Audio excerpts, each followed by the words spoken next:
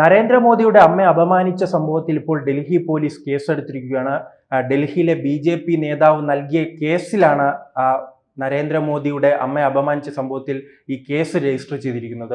നമുക്കറിയാം, ബീഹാറിൽ തിരഞ്ഞെടുപ്പ് രാഷ്ട്രീയം കൊടുമ്പിരി കൊള്ളുമ്പോഴാണ് കോൺഗ്രസിന്റെ ഇത്തരം മണ്ടൻ തീരുമാനങ്ങളും അതോടൊപ്പം തന്നെ നരേന്ദ്രമോദിയുടെ അമ്മയെ അപമാനിക്കുന്ന രീതിയിലേക്കുള്ള നീക്കങ്ങൾ ഉണ്ടായിരിക്കുന്നത്. ഇനി പരാജയപ്പെടുമ്പോഴോ ഉറപ്പായി തന്നെ ബീഹാറിലെ രാഷ്ട്രീയത്തിൽ ഇത് വലിയ രീതിയിൽ സ്വാധീനം ചെലുത്തും. അത് കോൺഗ്രസിന് വലിയ തിരിച്ചടി ഉണ്ടാക്കും. കോൺഗ്രസിന് മാത്രമല്ല, കോൺഗ്രസ് പരാജയപ്പെട്ട് ദയനീയമായ പാർട്ടി തന്നെ ഇപ്പോൾ ഇല്ലാതായിരിക്കുന്നു. 2014 മുതൽ ഈ രാഹുൽ ഗാന്ധിയുടെ കയ്യിലേക്ക് ആ കോൺഗ്രസിന്റെ താക്കോൽ അങ്ങ് ഏൽപ്പിക്കുകയാണ്. പിന്നീട് കണ്ടതോ പരാജയങ്ങളുടെ ഒരു തുടർക്കഥ തന്നെയാണ്. ലോക്സഭാ തെരഞ്ഞെടുപ്പുകൾ, നിയമസഭാ തെരഞ്ഞെടുപ്പുകൾ, ഈ സന്ദീപ് വാര്യർ പറയുമല്ലോ BJP എതിർക്കാനായി പാൽ സൊസൈറ്റി തെരഞ്ഞെടുപ്പിൽ BJP മത്സരിക്കുമെന്ന രീതിയിൽ, അവിടുത്തെ ഒരു BJPയുടെ നേതാവ് മത്സരിക്കുമെന്ന രീതിയിൽ, അങ്ങനെ രാഹുൽ ഗാന്ധി പാൽ സൊസൈറ്റി തെരഞ്ഞെടുപ്പ് നടത്തിയാൽ പോലും പരാജയപ്പെടുന്ന രീതിയിലേക്ക് മാറുകയല്ലേ. അങ്ങനെ പരാജയപ്പെടുമ്പോൾ അതിനുള്ള കാരണം പരിശോധിക്കണം. ഇത്തരം മണ്ടൻ തീരുമാനങ്ങളാണ്. കൃത്യമായി ജനങ്ങൾക്കിടയിൽ ഇറങ്ങി രാഷ്ട്രീയം പറയാനുള്ളതിൽ നരേന്ദ്രമോദിയുടെ മരിച്ചുപോയ അമ്മയെ അപമാനിക്കുന്ന രീതിയിലേക്കെല്ലാം മാറുമ്പോൾ ജനം അത് അംഗീകരിക്കുമോ? സോണിയാഗാന്ധി, അപ്പോൾ കോൺഗ്രസ് പറയണോ ഈ സോണിയാഗാന്ധി അപമാനിച്ചിട്ടില്ലേ? അതോടൊപ്പം തന്നെ രാഹുലിന്റെ അമ്മയെ സോണിയാഗാന്ധി അപമാനിച്ചു. അവർ ഒരു രാഷ്ട്രീയക്കാരിയാണ്. രാഷ്ട്രീയക്കാരെ വിമർശിക്കാം. അത് ഇന്ത്യൻ ജനാധിപത്യത്തിന് അതിനു വേണ്ടിയാണല്ലോ പ്രതിപക്ഷത്തിന് പ്രതിപക്ഷ നേതാവിന് ഒരു വലിയ പദവിയാണ്. ഒരു മുഖ്യമന്ത്രിക്ക് നൽകുന്ന അത്രയും സുരക്ഷയും അതോടൊപ്പം തന്നെ ആ ഒരു പദവിയും അദ്ദേഹത്തിന് നൽകുകയാണ്. അതെന്താണ്? അത് ജനാധിപത്യത്തിന് വേണ്ടിയാണ്. അപ്പോൾ ജനാധിപത്യത്തിൽ രാഷ്ട്രീയക്കാരെ വിമർശിക്കാം. രാഷ്ട്രീയത്തിൽ ഇറങ്ങാത്ത ഒരു സാധാരണക്കാരിയായ വീട്ടുജോലിക്കാരിയായ നരേന്ദ്രമോദിയുടെ മരിച്ചുപോയ അമ്മയെ നിരന്തരം അപമാനിക്കുകയാണ്. ഇത് തുടർ സംഭവമാണ്. ഇപ്പോൾ നോക്കൂ, കഴിഞ്ഞ വോട്ടർ ചോരി യാത്രയുമായി ബന്ധപ്പെട്ട് രാഹുൽ ഗാന്ധിയുടെ യാത്രക്കിടയിൽ നരേന്ദ്രമോദിയുടെ അമ്മയെ അവിടുത്തെ പ്രാദേശിക ഒരു നേതാവ് അപമാനിക്കുകയായിരുന്നു. അന്ന് BJP അവിടെ NDA വലിയ രീതിയിൽ ബന്ധമെല്ലാം നടത്തിയിരുന്നു. പക്ഷെ അത് അപ്പോൾ നാമെല്ലാം കരുതും, ഒരു പ്രവർത്തകനല്ലേ, അദ്ദേഹത്തിന് തെറ്റുപറ്റി കാണുമെന്ന് ഒരു ചിന്തിക്കാം. ചിലപ്പോൾ ഒരു സംഭവമല്ലേ എന്ന് പറയാം. പക്ഷെ അത് തുടരുകയാണ്. ഇപ്പോൾ വീണ്ടും അതൊരു AI വീഡിയോയിലൂടെയാണ് ഇത്തരം വിമർശനങ്ങളും അപമാനിക്കുന്ന രീതിയിലേക്കെല്ലാം പോകുന്നത്. ഇത് വരുന്ന നിയമസഭാ തെരഞ്ഞെടുപ്പിൽ ബീഹാറിൽ വലിയ തിരിച്ചടി ഉണ്ടാക്കും. കഴിഞ്ഞ ബീഹാർ തെരഞ്ഞെടുപ്പിലും RJDയും കോൺഗ്രസും ഒരുമിച്ചാണ് മത്സരിച്ചിരുന്നത്. അന്ന് RJD തേജസ്വി യാദവ് മുഖ്യമന്ത്രി കസേരയുടെ തൊട്ടടുത്തെത്തിയപ്പോൾ അതിനെ വലിച്ചു താഴെയിട്ടത് ഈ രാഹുൽ ഗാന്ധിയാണ്. ഈ രാഹുൽ ഗാന്ധിയോട് കൂട്ടുകൂടുന്നവരും പരാജയപ്പെടും, അദ്ദേഹവും പരാജയപ്പെടും. പരാജയപ്പെട്ടതിന് ശേഷം എന്തെങ്കിലും കാരണവുമായി രംഗത്ത് വരും. തെരഞ്ഞെടുപ്പ് കമ്മീഷനെതിരെ രംഗത്ത് വരും, EVMനെതിരെ രംഗത്ത് വരും, വോട്ടർ പട്ടികയ്ക്കെതിരെ രംഗത്ത് വരും. അതോടൊപ്പം തന്നെ BJP മതം പറഞ്ഞ് വോട്ട് പിടിക്കുന്നു, ജാതി പറഞ്ഞ് വോട്ട് പിടിക്കുന്നു. എന്തുകൊണ്ടാണ് കോൺഗ്രസ് തോൽക്കുന്നത്? അങ്ങനെ ഇവർ ഇത്തരം പ്രവർത്തനങ്ങൾ ചെയ്യുമ്പോൾ അത് ജനാധിപത്യ രീതിയിൽ കൈകാര്യം ചെയ്യാനുള്ള കഴിവ് രാഹുൽ ഗാന്ധിക്ക് ഇല്ലേ? രാഹുൽ ഗാന്ധിയുടെ കുടുംബവും അതോടൊപ്പം തന്നെ കോൺഗ്രസ് പാർട്ടിയുമാണല്ലോ ഇന്ത്യയിൽ 10-60 കൊല്ലം ഭരിച്ചിരുന്നത്. അന്ന് ഈ സുപ്രീം കോടതിയും തെരഞ്ഞെടുപ്പ് കമ്മീഷനും ആ സമയത്ത് ഇവരുടെ കയ്യിലായിരുന്നല്ലോ. അന്ന് എന്താ ഇവർക്ക് കൃത്യമായി വോട്ടർ പട്ടികയും തെരഞ്ഞെടുപ്പ് കമ്മീഷനുമായി ബന്ധപ്പെട്ട പ്രവർത്തനങ്ങളൊന്നും കൃത്യമായി മുന്നോട്ട് കൊണ്ടുപോകാൻ കഴിയാത്തത്? അങ്ങനെയാണെങ്കിൽ ഇവർ തുറന്നു സമ്മതിക്കണം, ഞങ്ങൾ കാരണമാണ് ഈ പരാജയങ്ങൾ ഉണ്ടാകുന്നത്, ഞങ്ങളുടെ തെറ്റായ നയങ്ങൾ കൊണ്ടാണ് തെരഞ്ഞെടുപ്പ് കമ്മീഷനും സുപ്രീം കോടതിയും ഇത്തരം മതസ്ഥാപനങ്ങളും എല്ലാം തെറ്റായ രീതിയിൽ പോകുന്നതെന്ന് അവർ തുറന്നു പറയണം. ജനങ്ങളോട് മാപ്പ് പറയണം. ഞങ്ങൾക്ക് തെറ്റുപറ്റിപ്പോയി, പരിഹരിക്കാനുള്ള ശ്രമം ഞങ്ങൾ ഇനി നടത്താമെന്ന് തുറന്നു പറയാൻ കഴിവുണ്ടോ?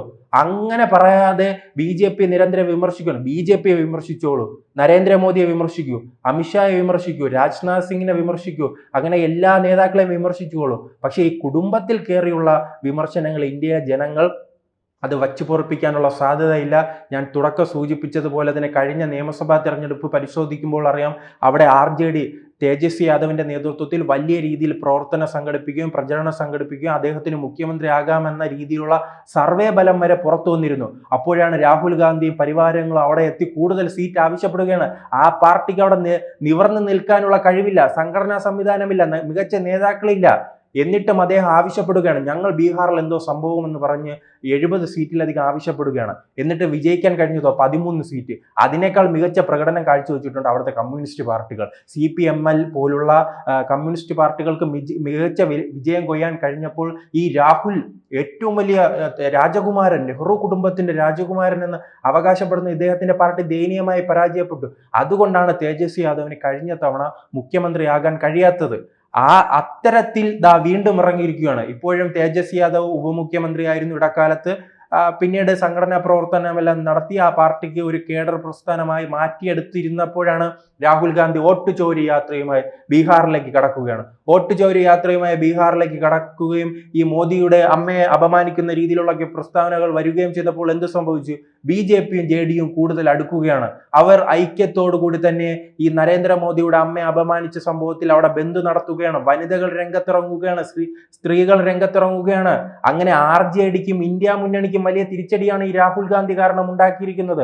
ഇദ്ദേഹത്തെ ഉപദേശിക്കുന്നവർ ഇനിയെങ്കിലും ശ്രദ്ധിക്കണം. ഈ ഉപദേശിക്കുന്നവർ ആരെന്ന് നമുക്കറിയാം. KC വേണുഗോപാലും കൊടിക്കുന്നിൽ സുരേഷും അടക്കമുള്ളവരാണ്.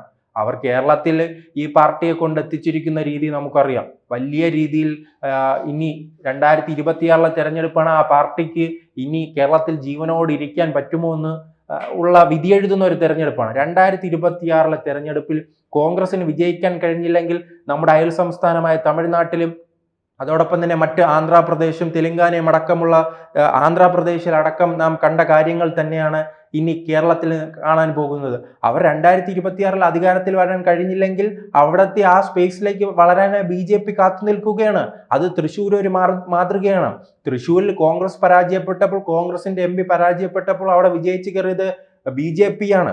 അത്തരത്തിലുള്ള ഒരു മാറ്റം തന്നെയായിരിക്കും കേരളത്തിലും ഉണ്ടാകുന്നത്. അങ്ങനെ കേരളത്തിൽ പോലും പാർട്ടിയെ നയിക്കാൻ കഴിവില്ലാത്ത ഈ കൊടിക്കുന്നിൽ സുരേഷ് എല്ലാം എത്ര 7ഓ 8ഓ വട്ടമായി അവിടെ വിജയിച്ചു കയറുകയാണ്. യുവതലമുറയെ വളർത്താൻ കഴിവില്ലാത്ത എല്ലാം എനിക്കിതാ എന്ന ചിന്തയോട് ഇരിക്കുന്ന കൊടിക്കുന്നിൽ സുരേഷ്, പിന്നീട് KC വേണുഗോപാൽ, ഇത്തരം നേതാക്കളിലെ കുറച്ച് നാളുകളായി രാഹുൽ ഗാന്ധിക്ക് ചുറ്റും നിന്ന് ചെവിയിൽ വേദമോതുന്നത്.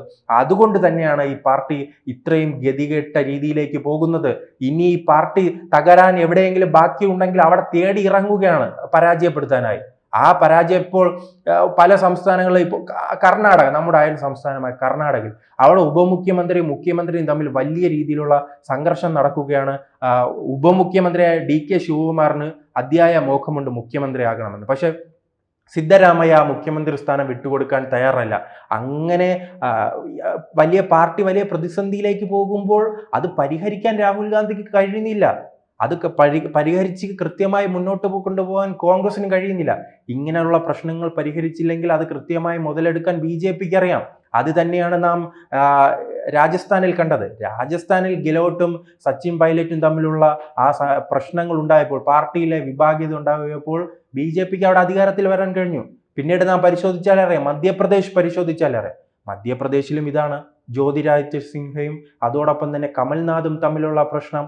ആ പ്രശ്നം എത്തി നിന്നതോ ഇതുപോലെ തന്നെ അവിടെ BJP അധികാരത്തിലെത്തിക്കുകയാണ്. അങ്ങനെ പാർട്ടിയിൽ പ്രശ്നങ്ങൾ ഉണ്ടാകുമ്പോൾ അത് പരിഹരിച്ച് മുന്നോട്ട് പോകാൻ രാഹുൽ ഗാന്ധി ശ്രമിക്കണം. അല്ലാതെ ഈ അമ്മയെ അപമാനിച്ച് അദ്ദേഹത്തെ കുറ്റപ്പെടുത്തിയിട്ട് കാര്യമില്ല. അദ്ദേഹത്തിന് ഇന്ത്യയുടെ കാര്യം നോക്കണം, മലേഷ്യയിൽ പോയി കാര്യങ്ങൾ നോക്കണം, അതോടൊപ്പം തന്നെ ബ്രിട്ടനിലും അമേരിക്കയിലും എത്തി ഇന്ത്യ വിരുദ്ധ പരാമർശങ്ങൾ നടത്തണം. അതിനിടയിലാണ് പിന്നീട് ഇപ്പോൾ അദ്ദേഹം ജയിച്ചിട്ടുണ്ടല്ലോ ഒരു മണ്ഡലം റായ്ബറേലിയിൽ. അവിടെ ഇന്നലെ വികസന ഒരു യോഗം വിളിച്ചു. അവിടെ ഈ അമൂൽ ബേബിയെ പോലെ അവിടെ മന്ത്രിയുമായി തർക്കത്തിലാണ്. തനിക്കാദ്യം സംസാരിക്കണം, മന്ത്രിയും ഇയാളും കൂടെ തമ്മിൽ തർക്കം. മന്ത്രി പറയും തനിക്കാദ്യം സംസാരിക്കണമെന്ന്, രാഹുൽ ഗാന്ധി പറയും പിന്നെ എനിക്കാദ്യം സംസാരിക്കണമെന്ന്. ഇനി എന്തായാലും അത് സംഘർഷത്തിലേക്ക് പോകാത്തത് ഭാഗ്യം. അത്തരത്തിലൊരു വിവരം കെട്ട ഒരു നേതാവായി മാറിയിരിക്കുകയാണ് രാഹുൽ ഗാന്ധി. എന്തായാലും കോൺഗ്രസിന്റെ അടിത്തറ പൂർണ്ണമായി തകരുന്ന ഒരു കാഴ്ചയായിരിക്കും ബീഹാർ തെരഞ്ഞെടുപ്പോട് കൂടി തന്നെ നമുക്ക് കാണാൻ കഴിയുക. കൂടുതൽ വാർത്തകളും വിശേഷങ്ങളും നിങ്ങളിലേക്ക് എത്താൻ ABC മലയാളം സബ്സ്ക്രൈബ് ചെയ്യുക, ബെൽ ബട്ടണും അമർത്തുക.